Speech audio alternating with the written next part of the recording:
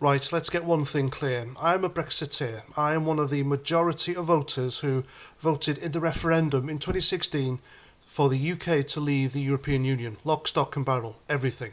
Not half in, half out. Out, out, out. And that is because I am completely against an unelected bureaucracy that is unaccountable to anyone, dictating our lives. Yeah, okay, we have a monarchy here in the UK, but they don't dictate our lives. They're just a ceremonial figurehead, and that's it. And even though the king has vast powers, he dare not use them. And the last time a British monarch did that, well, it didn't end well. And that is what the EU is. It wants control, it wants money, and it wants to take away nation state sovereignty. And even Guy Verhofstadt, he said that. Anyone wishing to submit to the European Union must surrender complete sovereignty to Brussels, and that's wrong. We were giving the EU billions of taxpayers' cash, and they were giving us back a fraction of that and calling it kindness when it wasn't. It was our money. The EU does that to every member state. And there was also immigration. There was Angela Merkel, the then Chancellor of Germany, dictating to the EU, who in turn dictated to us how many migrants the UK should house. And it was wrong. A foreign power telling Britain what to do. I didn't like it then. I don't like it now. So when I voted out in 2016, I voted completely out. I didn't want the EU to have any of their grubby fat little fingers in the British pie. Nothing. I wanted Britain to control our borders. That's going really well, isn't it? And I wanted us to trade freely with the rest of the world. We weren't able to do that when we were part of the European Union. And if we were to rejoin the European Union now, we would be punished. They would financially rape us because they desperately want British money. So they would punish us financially and culturally. We would have to rejoin the single market, lock, stock and barrel. We would have to join the euro, ditch the pound.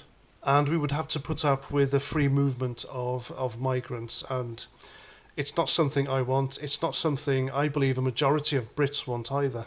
And I see a future membership of the EU, or if we continue to be a member of the European Union, as an erosion of everything British.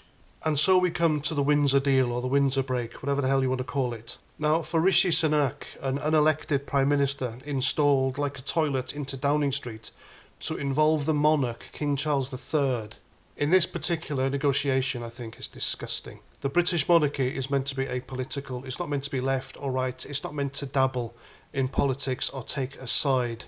And yet Rishi used King Charles as a sweetener for unelected EU bureaucrat Ursula von der Leyen.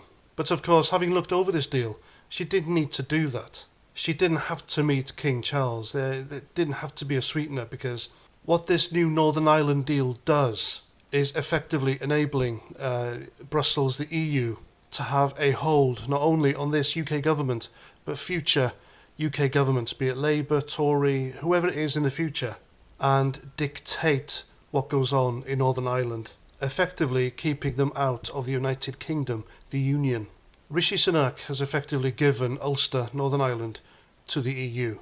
Now, what this agreement means is that the EU will call the shots in Ulster, and the UK can have a voice, can have an opinion, can have an input into what goes on there, as long as the UK does as it's told and doesn't try to break EU law or divert from it. There's still going to be a border in the Irish Sea, and even though trade goods will still be checked, the amount the EU checks will be dropped. However, additional checks will be at the EU's whim.